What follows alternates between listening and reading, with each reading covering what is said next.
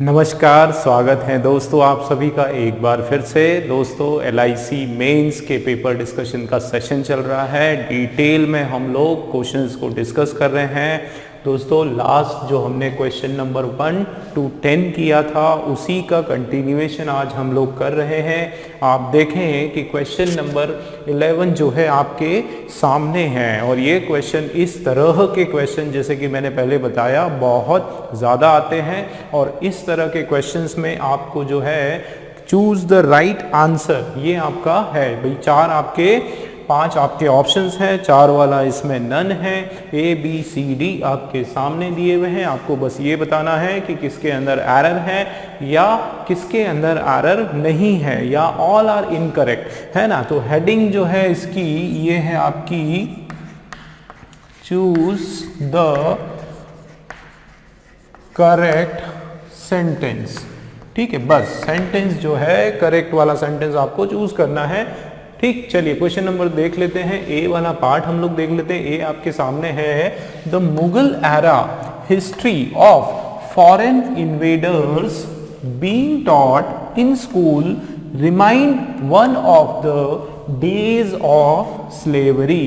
क्या इसका मीनिंग निकल के आ रहा है कि द मुगल एरा हिस्ट्री। भाई यहाँ पर एक चीज ध्यान देना दोस्तों कि यहाँ पर बात किसकी हो रही है, यहाँ पर बात हो रही है, अगर आप ध्यान से इसको पढ़ोगे तो बात हमारी हो रही है द मुगल एरा हिस्ट्री की बात हो रही है। इसका मतलब है कि हमारा जो सब्जेक्ट है वो क्या है आपका हिस्ट्री। आपका जो है ना दोस्तों हिस्ट्री आपका सब्जेक्ट है। ठीक है ना। अब हिस्ट्री सब्जेक्ट है तो आप ये बताओ हिस्ट्री सिंगुलर सब्जेक्ट है कि प्लूरल सब्जेक्ट है। हिस्ट्री जो है दोस्तों आपका सिंगुलर सब्जेक्ट है। ठीक है ना। अब एक बात तो समझ में आई, देखो सब्जेक्ट वर्ब एग्रीमेंट के एरर बहुत आते हैं, ये तो आप लोगों ने देख लिया। जितने क्वेश्चंस हमने किया ज़्यादातर आपके जो एरर्स हैं वो सब्जेक्ट वर्ब एग्रीमेंट के एरर हैं, इसलिए ये तो आपको याद रखना है। तो देखो सिंगुलर आपका सब्जेक्ट है, इसका मतलब जो है वर्ब आपका आने वाला है वो भी आपका सिंगुलर वर्ब आने वाला है। देख लेते हैं तो क्या हो रहा है, Mughal era history of foreign invader. क्या इसका मीनिंग है कि जो मुगल एरा की जो इतिहास है कब का, जो फॉरेन इन्वेडर्स का, जब विदेशी लोग घुसपैठिए लोग जो चंगेज खान और इस तरह के लोग जो इब्राहिम लोदी और ये सब हमारे देश में आए थे, बीइंग टॉट इन स्कूल, ये सब चीज़ें हमारे स्कूल में पढ़ाई गई। ठीक है, और ये पढ़ाई जाती है, जाने का जो है देखो being taught in school remind, ये रिमाइंड आपका दोस्तों क्या है वर्ब है। अब ये वर्ब जो है आपका प्लूरल है, आपको इसको क्या करना है सिंगुलर करना है। तो एक एरर तो आपकी ये निकल के आ गई कि in school reminds one of the days of slavery. ये हमको क्या याद दिलाता है कि एक स्लेवरी के जो दिन है, जो पहले जो गुलामी के जो दिन थे, आज भी हमको उसकी याद दिलाते हैं कि ये जो हिस्ट्री जब हम लोग पढ़ते हैं, मुगल एरा के समय की जो हिस्ट्री हम लोग पढ़ते हैं, वहाँ पे किस तरीके से बाहर से जो लोग हैं, मुगल्स हैं, है ना, वो लोग हमारे देश में आए, किस तरह से हमारे संसाधन जो है उसको एक्सप्लॉइट किया और उससे हमको सारी जो पुरानी हमारी जो कहानी है जिससे हमारा देश जो है अफेक्ट हुआ, चीज़ें चेंज हुई, वो सब का सब हमको उससे याद आता है, उससे पता चलता है। तो ठीक है दोस्तों, फर्स्ट में एरर आपको समझ में आया, एकदम क्लियर है भाई। आपका सब्जेक्ट सिंगुलर तो वर्ब भी आपका सिंगुलर, एस का आपका एरर आ गया, मतलब ये वाला आपका रॉन्ग हो गया। ठीक है, नेक्स्ट बी वाला देख लेते हैं। It could be incorporated in the syllabus at the graduate और पोस्ट ग्रेजुएशन लेवल। ठीक है भाई, किसी की बात हो रही है कि ये जो चीज है, देखो इन दोनों का कोई सेंटेंस रीअरेंजमेंट वगैरह का नहीं है, ये क्वेश्चन है ना, ये हर एक सेंटेंस अपने आप में अलग है, यूनिक है, तो इसलिए आप लोग इसको इससे जोड़ना नहीं, ये एक अलग ही सेंटेंस है। यहाँ पर बात हो रही है कि इट कुड बी इनकॉर्पोरेटेड, इस चीज को जो भी इट है इसको क्या कर सकते हैं हम लोग इनकॉर्पोरेट कर सकते हैं, इसको हम लोग ऐड कर सकते हैं। ठीक है, किसमें, इन द सिलेबस में ऐड कर सकते हैं एट द ग्रेजुएट। एक तो किस लेवल पे, ग्रेजुएट पर, और दूसरा जो है पोस्ट ग्रेजुएशन नहीं होता है दोस्तों, ये तो इजी है, पोस्ट ग्रेजुएट लेवल होता है। ठीक है, तो इसके अंदर भी एरर आ गया, इसका मतलब बी वाला जो ऑप्शन है सेंटेंस है वो आपका रॉन्ग है। सी हम लोग देख लेते हैं, history of Shivaji, Rana Pratap, lord Rama and lord Krishna and also those of K B Hedgewar and M S. Golwalkar should be taught so that children could get inspiration from their lives। क्या मीनिंग है इसका? देखो, हिस्ट्री ऑफ किस किस का इतिहास पढ़ाना चाहिए, इतिहास जो है स्कूलों में पढ़ाना चाहिए, किसके बारे में? शिवाजी, छत्रपति शिवाजी के बारे में पढ़ाना चाहिए, राणा प्रताप के बारे में, लॉर्ड राम के बारे में, लॉर्ड कृष्णा के बारे में, और बहुत सारे जो लीडर्स हुए हैं हमारे देश के, नेशनलिस्ट लीडर हुए हैं, है ना, देशभक्त जो लीडर माने जाते हैं, है ना, उनको, जैसे के बी हेडगेवार जी हैं, एम.एस. गोलवलकर हैं, शुड बी टॉट, इन सब चीज़ों को क्या होना चाहिए? इन सब चीज़ों को पढ़ाना चाहिए, ठीक है ना। इन सब की जो हिस्ट्री, इन सब का जो इतिहास है उसको पढ़ाना चाहिए। सो दैट, तो क्या होगा? सो दैट चिल्ड्रन, ठीक है, so that children could get, ठीक है, इंस्पिरेशन फ्रॉम देयर लाइव्स, कि बच्चों को क्या मिल जाए? इंस्पिरेशन मिल जाए उनके जीवन से। अब दोस्तों इसमें हम लोग, है ना, सबसे पहले आप मुझे बताओ कि सब्जेक्ट क्या है ना, सब्जेक्ट बताओ। देखो यहाँ एक तरफ बात हो रही है क्या? हिस्ट्री, इतिहास की बात हो रही है। किसके इतिहास की? इतिहास, उसके बाद ऑफ आया, उसके बाद शिवाजी, राणा प्रताप, बहुत सारे नाम दिए हुए हैं, लॉर्ड राम, लॉर्ड कृष्णा, सबके नाम दिए हैं। लेकिन दोस्तों आपको एक रूल याद रखना है, ये आपको मैंने पहले भी बताया है। सपोज नाउन 1 हुआ, ठीक है, उसके बाद आपका एक प्रीपोजिशन आया, ठीक है, और 99% वो प्रीपोजिशन कौन सा होता है? ऑफ का प्रीपोजिशन होता है, ठीक है। उसके बाद जो है आपका नाउन 2 या नाउन 3 या नाउन 4, ऐसे कितने भी नाउन आ सकते हैं, ठीक है, उससे फर्क नहीं पड़ता है। लेकिन एक सबसे इंपॉर्टेंट बात क्या, कि अगर उसके बाद जो वर्ब आएगा, ठीक है ना दोस्तों, तो वो वर्ब आएगा आपका अकॉर्डिंग टू नाउन 1। बस आपको ये याद रखना है, वो जो वर्ब आने वाला है वो वर्ब आपका किसके अकॉर्डिंग आएगा? नाउन 1 के अकॉर्डिंग। मतलब एक ये देखो, ये आपका हो गया नाउन 1, और ये बाकी की जो है ये नाउन 2, नाउन 3, नाउन 4, ये सारी चीज़ें हैं। लेकिन आपको ध्यान रखना है कि वर्ब जो है वो अकॉर्डिंग टू नाउन 1 आएगा। अब यहाँ पे देख लेते हैं, वर्ब भी नाउन 1 होगा दोस्तों। अगर कोई प्रोनाउन हुआ वो भी अकॉर्डिंग टू नाउन 1 ही आने वाला है, ठीक है ना, ये भी याद रखना। अब देख लेते हैं, हिस्ट्री की बात हो रही है। देखो हिस्ट्री आपका जो है वो सिंगुलर सब्जेक्ट है दोस्तों। भाई हिस्ट्री जो शब्द है वो आपका सिंगुलर सब्जेक्ट है, ठीक है। अब किसकी बात हो रही? हिस्ट्री की बात हो रही, इतिहास की बात हो रही। किस किस के इतिहास की? शिवाजी, राणा प्रताप, लॉर्ड राम, लॉर्ड कृष्णा, गोलवलकर, हेडगेवार, इन सभी के हिस्ट्री की बात हो रही। देखो, एंड ऑल्सो दोज ऑफ, ठीक है, दोज ऑफ। अब ये दोज किसके लिए है? दोज ऑफ, तो ये दोज नहीं होगा, ये जो है हिस्ट्री की बात हो रही। मतलब एक तो इन सब की हिस्ट्री हमको पढ़ाना था, और किसकी हिस्ट्री पढ़ाना था? And also the history of. अगर मैं यहाँ दोज के बदले क्या लिखूंगा, ध्यान देना, ये बहुत इंपॉर्टेंट बता रहा हूँ आपको। दोज के बदले में क्या लिखूंगा? हिस्ट्री लिखूंगा। भाई हिस्ट्री तो सिंगुलर सब्जेक्ट है, तो इसका जो प्लूरल, जो प्रोनाउन आने वाला है, इस हिस्ट्री के बदले जो प्रोनाउन आने वाला है, भाई वो भी सिंगुलर होना चाहिए। तो ये दोस्तों आपका रॉन्ग हो गया। इसके बदले आपका क्या आने वाला है? दैट आने वाला है। क्या आने वाला है? दैट आने वाला है। ये आपका एरर है। अब देखो आप, history of Shivaji, Rana Pratap, lord Rama, lord Krishna, and also that of, ठीक है, एंड ऑल्सो हिस्ट्री ऑफ। तो हिस्ट्री के बदले हमने दोज नहीं लगाया, दैट लगा दिया। And also that of K B Hedgewar, M S. Golwalkar should also be taught such that children could get inspiration from their lives। ठीक है दोस्तों, क्लियर है? चलिए, तो ये भी आपका रॉन्ग हो गया। अब फोर्थ वाला देख लेते हैं। तो फोर्थ में आप देखो, अकॉर्डिंग टू मीडिया रिपोर्ट्स, ठीक है, according to media reports the politician is knowing for making controversial statements, है ना। तो इसमें मीडिया रिपोर्ट्स के अनुसार क्या हो रहा है कि मीडिया रिपोर्ट्स के अनुसार जो पॉलिटिशियंस हैं, नेता लोग जो हैं, is knowing for, is knowing नहीं होगा दोस्तों, ये तो आपके पढ़ने में ही समझ में आ रहा है, नोन होगा। क्या होगा? जाने जाते हैं। भाई पॉलिटिशियंस मीडिया के हिसाब से किस रूप में जाने जाते हैं? Known for making controversial statement, जानबूझ के जो है कुछ ऐसे कॉन्ट्रोवर्शियल ऐसे स्टेटमेंट दे देते हैं कि मीडिया में फिर वो छा जाते हैं, हर जगह उनके बारे में बात होती है, तो वो जानबूझ के देते हैं। यहाँ भी आपका एरर हो गया दोस्तों, मतलब यहाँ पर आपका जो आंसर है वो नन में होगा, कोई भी इसमें से राइट आंसर नहीं है। ठीक है दोस्तों, क्लियर हुआ किस तरीके से हमने किया? चलिए नेक्स्ट क्वेश्चन देख लेते हैं दोस्तों। नेक्स्ट 12th वाला क्वेश्चन हम लोग देख रहे हैं। 12th क्वेश्चन आपके सामने है। देखो ए वाला पॉइंट क्या है हमारा, इसमें लिखा हुआ है stories that have good morals and messages are always powerful.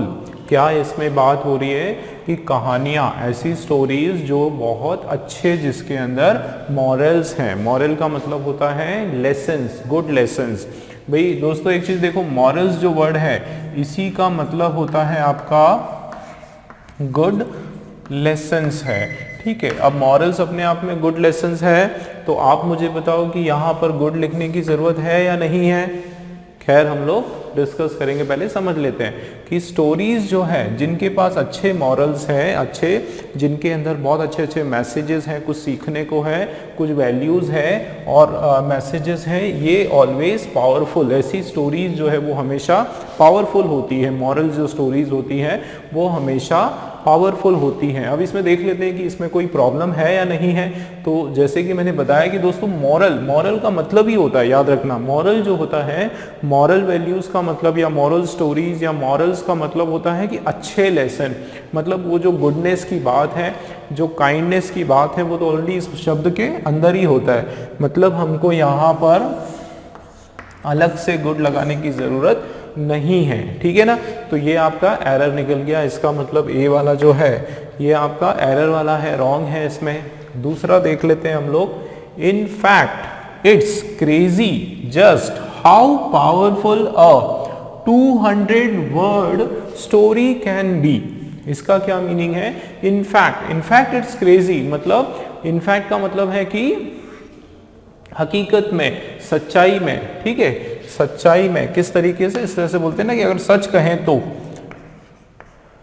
सच्चाई में, या फिर इस तरीके से बोलते हैं ना कि भाई सच कहूं तो, या सच कहें तो ये कितना, it's crazy just how powerful a true 200 word story can be, कि एक 200 शब्दों की स्टोरी, ये सच्चाई तो ये है, ये बड़ा आश्चर्य की बात है, बड़ी पागलपन की बात है या क्रेजीनेस की बात है कि आप देखो कि एक 200 वर्ड की जो स्टोरी है, एक सरप्राइज एलिमेंट अगर अपने को दिखाना है, अपने को बताना है कि आप देखो कि एक 200 शब्दों की जो स्टोरी है, केवल मात्र एक 200 शब्दों की स्टोरी भी आप देखो कितनी कई बार पावरफुल होती है। देखो कई बार क्या होता है, जैसे हम कोई कहानी पढ़ते हैं और वो छोटी सी कहानी होती, 200 शब्दों की होती मान लो, और उसमें जब हमको पता चलता है कि यार वाकई में इसका मैसेज कितना पावरफुल है, तो हम एकदम सरप्राइजली होके क्या बोलते हैं, हम बोलते हैं ना कि यार ये सच बोलो तो यार ये 200 शब्द की जो कहानी आप देखो, केवल एक 200 शब्द की कहानी और इतनी पावरफुल है ना, इस तरीके से बोलते हैं। तो यहाँ पे उसी जॉनर में, उसी मूड में यहाँ पर बात हो रही है। तो देखो इनफैक्ट इसमें एरर क्या दिख रहा है, देखते हैं। In fact it's crazy just how powerful और 200 वर्ड स्टोरी कैन बी। तो ये अगर दोस्तों आप इस जस्ट को उठा के यहां से अगर आप यहां रख दोगे तो आप देखो कि आपका मीनिंग जो है बिल्कुल बराबर हो जाएगा। मतलब ये जस्ट की जो प्लेसमेंट है ये यहाँ पे गलत है। यहाँ पे क्या हो जाएगा, जस्ट हम लोग यहाँ लगाने वाले हैं। अब आप पढ़ के देखो, अब आपको मजा आएगा और इसका मीनिंग भी आपको सही लगेगा। आप देखो इनफैक्ट इट्स क्रेजी, मतलब ये बड़ा विडंबना है, ये बड़े पागलपन की बात है, बड़े अचरज की बात है, बड़े आश्चर्य की बात है। How powerful a just 200 word story can be. मतलब देखो, आप सोच के देखो कि कितनी पावरफुल होगी मात्र एक 200 शब्दों वाली कहानी, 200 शब्दों वाली स्टोरी। समझ में आ रहा है? तो इस तरीके से इसका सेंस निकल के आ रहा है। मतलब ये भी हमारा एरर है, ठीक है ना। अब आप देखो सी वाला, the writers list article of short stories became so popular that he decided to create another list. ठीक, अब इसमें किसकी बात हो रही है? राइटर की। देखो राइटर्स लीस्ट आर्टिकल, राइटर्स का लीस्ट, लीस्ट का मतलब होता है कम से कम आर्टिकल, तो ये छोटा लीस्ट मतलब कम से कम आर्टिकल, तो यहाँ पे उस जैसी तो कोई बात नहीं हो रही, इसमें कुछ ना कुछ गड़बड़ है। देख लेते हैं, पहले मीनिंग समझ लेते हैं।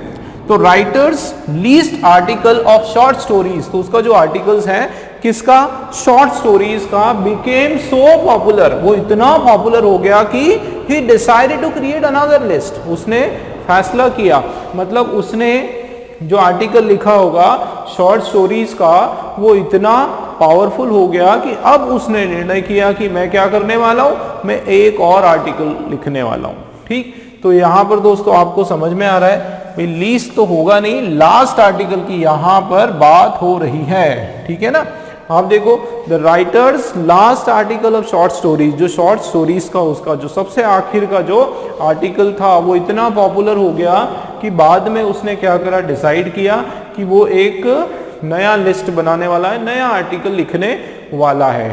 ठीक है ना, तो यहां पर लिस्ट आपका रॉन्ग हो गया, तो इसमें भी एरर है।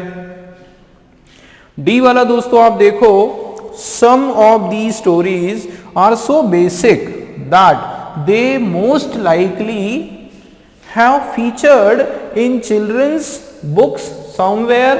ठीक है, children's books somewhere, मीनिंग देख लेते हैं कि some of these stories मतलब इनमें से कुछ कहानियां, भाई हमको नहीं पता कौन सी कहानियां, इनमें से मतलब जो भी कहानियां हैं उन कहानियों में से कुछ कहानियां, उन कहानियों में से कुछ कहानियां जो है वो इतनी बेसिक है, बेसिक का मतलब होता है यहाँ पे इतनी साधारण है, इतनी इजी टू अंडरस्टैंड है, इजी टू अंडरस्टैंड है कि दैट दे, ये सब most likely have featured in children's books somewhere, मतलब कुछ कहानियां तो आप देखो कि इतनी साधारण कहानियां हैं पढ़ने में, समझने हैं कि वो मोस्ट लाइकली मतलब सबसे ज्यादा उसका संभावना है, सबसे ज्यादा चांसेस है कि वो फीचर्ड है, वो प्रस्तुत की गई होगी कहां पर? चिल्ड्रंस बुक समवेयर, किसी और चिल्ड्रंस की किताबों में वो प्रस्तुत की गई होगी। इसका अगर हम लोग देखें एरर वगैरह कुछ, दोस्तों यहां पर आया सम।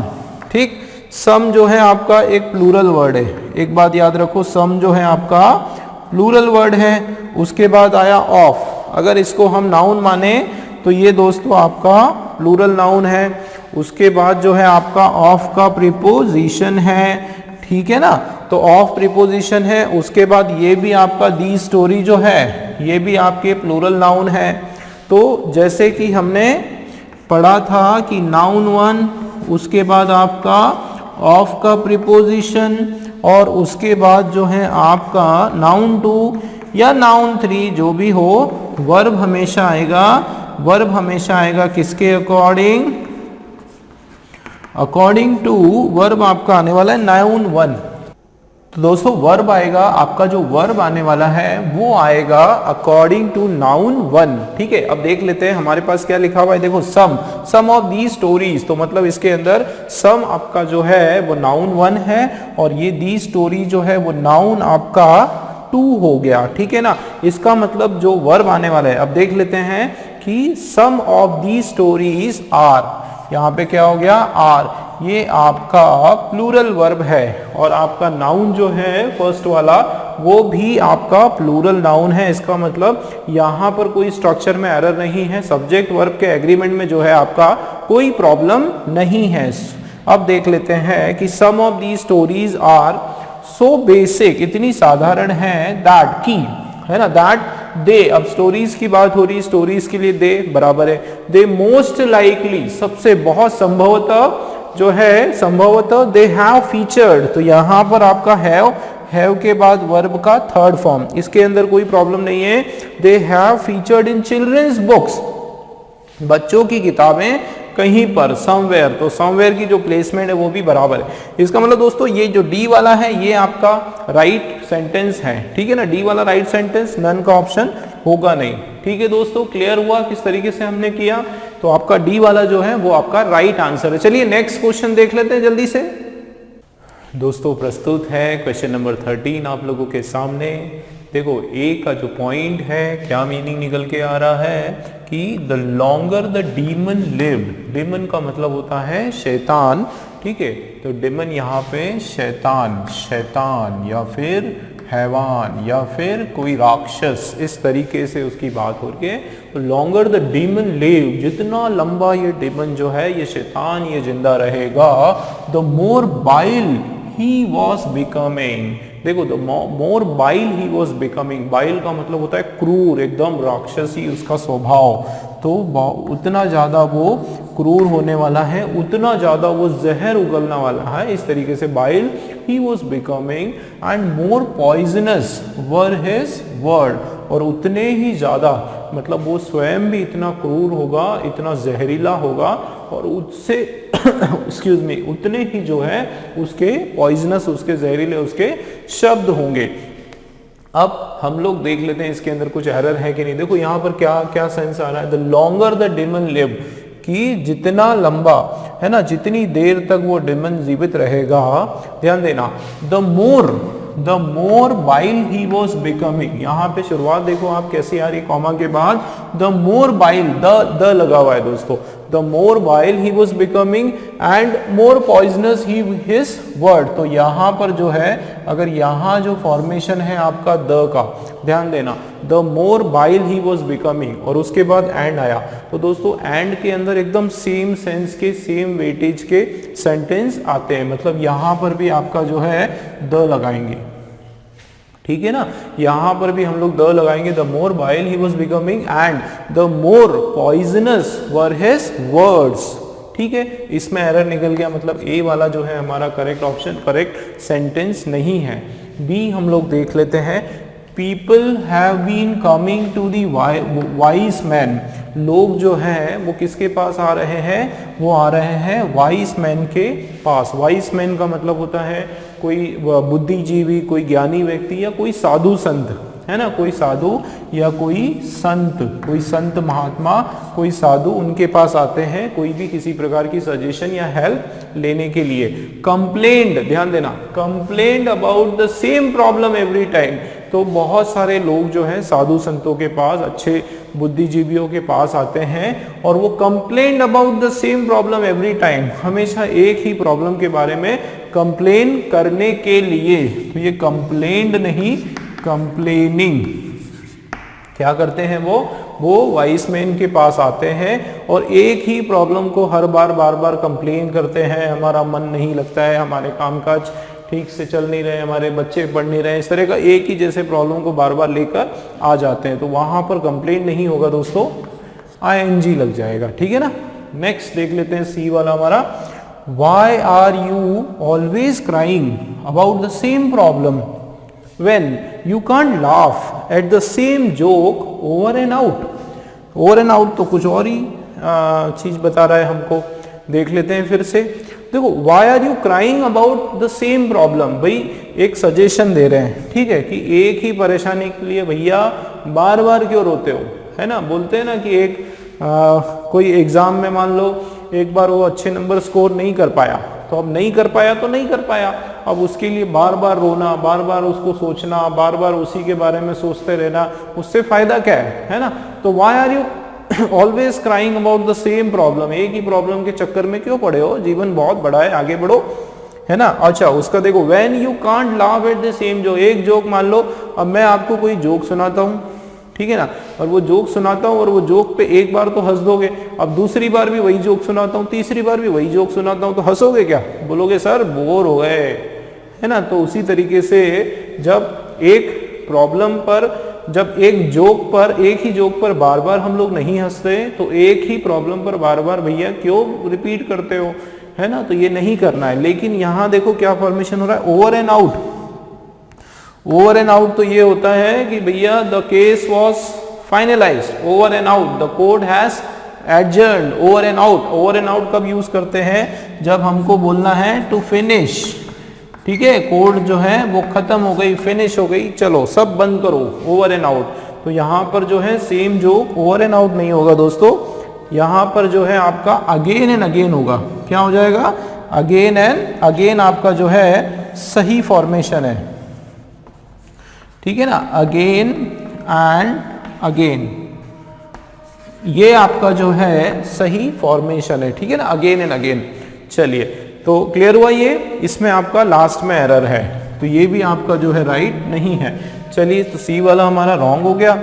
अब डी देख लेते हैं। देखो, worrying won't solve your problems, भाई चिंता करोगे तो क्या होगा, चिंता से आपके परेशानी का हल होगा क्या, नहीं होगा। और क्या होने वाला है, इट विल, इट विल का मतलब होता है इट और विल, इन दोनों का जो शॉर्ट फॉर्म है, एब्रीवेटेड फॉर्म है। It will just waste your time and energy, excuse me, है ना। तो क्या हो रहा है, worrying won't solve your problem, चिंता करने से आपके परेशानी का हल नहीं होगा, वो तो क्या कर देगी, वो आपका समय भी वेस्ट करेगी, चिंता करने से आपका समय भी वेस्ट होगा, आपकी ताकत भी वेस्ट होगी। और ऐसा ही होता है भाई, हम लोग बहुत चिंता करते हैं किसी चीज के बारे में, होता क्या है, टेंशन हो जाता है, एंजाइटी हो जाती है, और जो काम करना है, जो असल कर्म करना है, वो तो कर नहीं पाते। तो इसलिए ज्यादा चिंता करना नहीं दोस्तों। चलो, तो इसके साथ साथ सबक भी मिल रहा है, अच्छी बात है ना। इसमें कुछ एरर है क्या, वरिंग वोंट सॉल्व, वरिंग, ये देखो, ये जेरेंड हो गया आपका, ये क्या हो गया, जेरेंड। जेरेंड का मतलब होता है हमारा ऐसे वर्ब जिनके साथ आईएनजी लगा है, परंतु उनको हम लोग सब्जेक्ट या फिर ऑब्जेक्ट की तरह इस्तेमाल करते हैं, उनको क्या कहा जाता है दोस्तों, जेरेंड कहा जाता है, ठीक है ना। ऐसे शब्द जो वर्ब के साथ आईएनजी वाले फॉर्म में होते हैं, और उनको या तो हम कर्ता के रूप में, सब्जेक्ट के रूप में, या फिर ऑब्जेक्ट के रूप में प्रयोग में लाते हैं, ऐसे शब्दों को जो है आप जेरेंड कहते हो। कि चिंता, ये आपका एक क्या है दोस्तों, ये आपका यहाँ पर सब्जेक्ट है, तो चिंता जो है वो आपके परेशानी का हल नहीं कर सकती, परेशानियों का हल वो मात्र क्या करेगी, केवल आपका समय बर्बाद करेगी और साथ में आपकी एनर्जी भी बर्बाद करेगी। तो इसके अंदर दोस्तों कोई भी एरर नहीं है, ठीक है ना, just waste your time and energy, इसमें कोई एरर नहीं है, आपका बिल्कुल करेक्ट है, नन इसलिए हमारा नहीं होगा, ठीक है ना दोस्तों। डी वाला हमारा करेक्ट आंसर है। चलिए नेक्स्ट क्वेश्चन देख लेते हैं। चलिए नेक्स्ट क्वेश्चन डिस्कस कर लेते हैं हम लोग दोस्तों। 14th का क्वेश्चन आपका क्या लिखा हुआ है, देखो यहाँ पर, the banking sector has been badly hitting in the last few years after the government started to clean up the balance sheets. क्या मीनिंग इसका निकल के आ रहा है कि ये जो बैंकिंग सेक्टर है, हैज बीन बैडली हिटिंग, दोस्तों याद रखना कि हैज बीन आया तो उसके बाद जो है वर्ब का आपका थर्ड फॉर्म आने वाला है। वर्ब का कौन सा फॉर्म आने वाला है, थर्ड फॉर्म आने वाला है, आईएनजी तो नहीं आएगा, चलिए समझेंगे। Badly hitting in the last few years, पिछले कुछ सालों से, after the government started to, देखो after the government started to, दोस्तों याद रखना ये स्टार्टेड टू आपका हो सकता है, बस ये शर्त है कि स्टार्टेड फिर कभी भी टू आता है, जैसे कि आप लोगों को पता है कि वर्ब का फर्स्ट फॉर्म आना है। तो ये क्लीन अप जो है एक सिंगल वर्ब है, फ्रेजल वर्ब है। क्लीन अप का मतलब होता है एकदम बैलेंस शीट को पूरा क्लियर करना, बैलेंस शीट को व्यवस्थित करना, वो क्लीन अप का मीनिंग है। तो यहाँ तो कोई प्रॉब्लम हमको नहीं दिख रहा है। मीनिंग क्या है कि बैंकिंग सेक्टर जो है बहुत बुरी तरीके से प्रभावित हुआ, ठीक है, बहुत ज़्यादा उसको नुकसान हुआ कुछ पिछले कुछ वर्षों में। और आफ्टर द गवर्नमेंट, हाँ उसके बाद क्या हुआ कि सरकार जो है, गवर्नमेंट जो है, उन्होंने क्या शुरू किया, बैलेंस शीट को क्लियर करना शुरू किया, मतलब जहां भी उनका डेट था, जहां उनको एक्स्ट्रा बर्डन था उसको कम किया, ठीक है, कुछ पब्लिक से हेल्प ली उन्होंने, पब्लिक प्राइवेट पीपीपी जो पार्टनरशिप होती है, पब्लिक प्राइवेट पार्टनरशिप, उसको बढ़ावा दिया और अलग अलग तरीके से अपना जो खर्चा है वो कट किया और वैसे करके उन्होंने कुछ सुधार के जो कार्य है वो करना शुरू किया। तो ये तो इसका एक मीनिंग है, ठीक है ना। अब एरर क्या दिख रहा है दोस्तों, बताओ जरा, एरर आपको पहले ही पता चल गया। ये जो बैंकिंग सेक्टर आपका क्या है, सब्जेक्ट है, वो भी सिंगुलर। अब उसके बाद हैज बीन आया, तो जैसे कि आपको पता है हैज बीन का वर्ब का थर्ड फॉर्म होता है हिटिंग, हिटिंग का होता है हिट। क्या होता है दोस्तों, हिट। V1, V2 और V3, इस हिट जो शब्द है वो तीनों जो है आपका V1 भी हिट, V2 भी हिट और V3 भी हिट, ठीक है, हमेशा हिट होता है वो। तो badly hit in the last few year, पिछले कुछ सालों में, after the government started to clean up balance sheet. बाकी कोई प्रॉब्लम नहीं, यहाँ पर हमारा एरर पकड़ में आ गया, ठीक। तो ए वाला जो है दोस्तों आपका रॉन्ग है। अब बी वाला देख लेते हैं। When someone hurts us, we should write it down on sand, which winds of forgiveness can erase it away। तो ये काव्य फॉर्म में है, एक कविता के फॉर्म में है ना, एक सेइंग, कथा, कहावत के फॉर्म में है कि जब कोई हमको हमारा दिल दुखाए, जब हमको कोई ठेस पहुंचाए, तो हमको क्या करना चाहिए, हमको right it down on sand, रेत के ऊपर हमको उकेर देना चाहिए, रेत के ऊपर लिख देना चाहिए। और कहाँ, विच नहीं आएगा यहाँ पे, ये जो फॉर्मेशन है क्या होने वाला है, वेयर दोस्तों आपका सही हो जाएगा कि जहां, यहाँ किसकी सेंस हो रही है, यहाँ जहां की सेंस हो रही है, यहाँ पर हम लोग जो है दोस्तों जगह की बात कर रहे हैं, है ना, कि हमको वहां पर उकेरना चाहिए रेत पर, या वहां पर हमको लिखना चाहिए जहां की विंड्स ऑफ फॉरगिवनेस, मतलब माफी की, माफी रूपी जो विंड है, माफी के समान जो हवा है, वो क्या करे, कैन इरेज इट अवे, वो उसको इरेज करके ले जाए। इसका मतलब है, इसका मीनिंग क्या निकल के आ रहा है कि हम लोगों को जो है, यदि कोई हमारा दिल दुखाए या कोई हमें हर्ट करे, हमको जो उस चीज को तुरंत अपने दिमाग से वॉश आउट कर देना चाहिए, निकाल देना चाहिए। तो यहाँ पे उसी का एक फ्रेज है कि विंड्स ऑफ फॉरगिवनेस, माफी की जो हवा है, वो उस जो हमारे मन में जो चीजें चलती रहती हैं, उसके प्रति जो घृणा का भाव चलता रहता है, उसको बहा के लेकर जाए, हवा जो है उसको पूरी तरीके से मिटा के लेके जाए। जैसे कि आपने देखा होगा कि मरुस्थल में रेत पे कुछ भी हो, पांव के निशान भी होते हैं, तो वो तुरंत हवा चलती है और सारे निशान जो है वो मिट जाते हैं, ठीक है। तो यहाँ पर वही सेंस आ रहा है कि जब कोई हमारा दिल तोड़े, हमको जो है उसको एक रेत के ऊपर लिखना चाहिए, मतलब बिल्कुल टेम्परेरी रखना चाहिए दिमाग में, और तुरंत फॉरगिवनेस, उसको माफ कर देना चाहिए, दिमाग से हटा देना चाहिए। एरर यहाँ पर जो है विच का है, वेयर आने वाला है, ठीक। तो ये भी आपका रॉन्ग सेंटेंस है। अगला देख लेते हैं। When someone does something good for us, जब कोई, ठीक है, does something good for us, हमारे लिए कुछ अच्छा करे, we must engrave it, engrave it का मतलब उसकी प्रशंसा करना, उसको उस चीज पर गौर फरमाना, वी मस्ट उसको एक्सेप्ट करना, ठीक है। वी मस्ट एनग्रेव, उनका एहसान मानना, इस तरीके से we must engrave it on stone. नहीं नहीं नहीं नहीं नहीं नहीं नहीं, ये अलग बात है ना। एनग्रेव का यहाँ पे मतलब है उकेरना, ठीक है। एनग्रेव का यहाँ पर मतलब है उकेरना या लिखना, तराशना, ठीक है, उकेरना या फिर तराशना, ठीक है, तराशना के सेंस से इसका मीनिंग है। तो वी मस्ट तराशना चाहिए, कहाँ पे उकेरना चाहिए, पत्थर के ऊपर, where no wind can never erase it away, ठीक है। अब ये दोस्तों इसी तरह का एक है सेंटेंस, लेकिन इसमें किसकी बात हो रही है कि जब कोई does something good for us, जब कोई व्यक्ति किसी के लिए या हमारे लिए, जब कोई व्यक्ति हमारे लिए कुछ अच्छा करता है, हमको क्या करना चाहिए। देखो एक तो ये तरीका है, वो अलग चीज हो गई। देखो जब कोई हमारे लिए अच्छा करता है तो हमको उसको क्या करना चाहिए, हमको उसको सबसे पहले तो तराशना चाहिए, उसको एंग्रेव करना चाहिए, कहाँ पे, ऑन स्टोन, एक ऐसे पत्थर पर लिखना चाहिए जहां की, देखो जगह की बात हो रही है, तो ये जहां में, वेयर में कोई प्रॉब्लम नहीं, ये बराबर है। ऐसे पत्थर पर लिखना चाहिए जहां की कोई हवा, ये भी आपकी एक कहावत के सेंस में, पोएटिक अंदाज में इसको लिखा गया है कि जहां की कोई भी हवा, नो विंड, कोई हवा। भाई आप चाहते हो क्या, देखो अगर कोई हमारे लिए कोई अच्छा करे तो क्या हम चाहते हैं कि हम उन्हें भूल जाएं, नहीं चाहते, है ना। अब यहाँ देखो, अगर कोई हमारा दिल तोड़े, हमें हर्ट करे, तो क्या हम चाहते हैं कि उन्हें नहीं भूले, भूलना चाहिए। तो वैसे ही यहाँ पे हो रहा है कि कोई अगर हमको अच्छा करे तो हमको उन्हें कभी नहीं भूलना चाहिए। इसीलिए क्या होता है दोस्तों, पिकनिक स्पॉट पे जब कपल्स जाते हैं तो लिख देते हैं ना, पत्थर पे उकेर देते हैं, ताकि उनको याद रहे कि वो दोनों हमेशा यहाँ पर आए थे।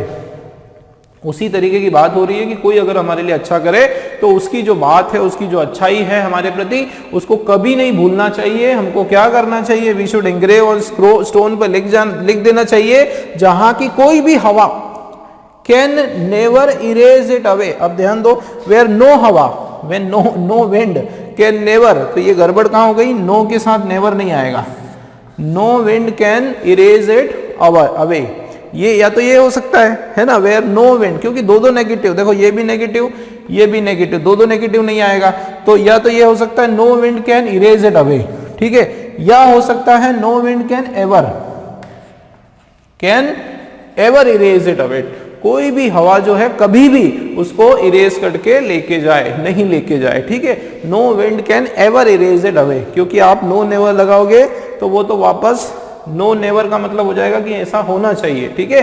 तो आपका एरर जो है सी में आ गया, ठीक, ये भी आपका रॉन्ग है। डी देख लेते हैं, don't value the things you have in your life but value who you have in your life. कितनी अच्छी बात बताई, देखो सभी में संदेश तो दोस्तों बहुत अच्छा मिल रहा है ना, इंग्लिश के कंसेप्ट के साथ साथ संदेश भी मिल रहा है, इससे अच्छी और क्या बात है, ठीक है। अब देखो डी वाला, don't value the things you have in your life. भाई जो भी वस्तु आपके जीवन में है उसको इतना ज्यादा इंपॉर्टेंस नहीं देना, उसको उसकी कीमत, उसको इतना ज्यादा वैल्यू नहीं देना, लेकिन किसको वैल्यू देना, वैल्यू हु, ऐसे लोगों को वैल्यू देना who have in your life, जो तुम्हारे जीवन में है, जो तुम्हारे जीवन में तुम्हारे साथ है, अपने फैमिली मेंबर्स, अपने मित्र, उनको ज्यादा वैल्यू देना, बजाय कि जो चीजें हैं, घर होना, गाड़ी होना, बंगला होना, पैसा होना, उसको वैल्यू देना, ठीक है। तो ये इसमें कोई प्रॉब्लम नहीं, बिल्कुल राइट है, ऑल करेक्ट नहीं है, ठीक है दोस्तों। ये हो गया हमारा डी वाला जो है आपका करेक्ट वाला सेंटेंस। चलिए नेक्स्ट क्वेश्चन देख लेते हैं।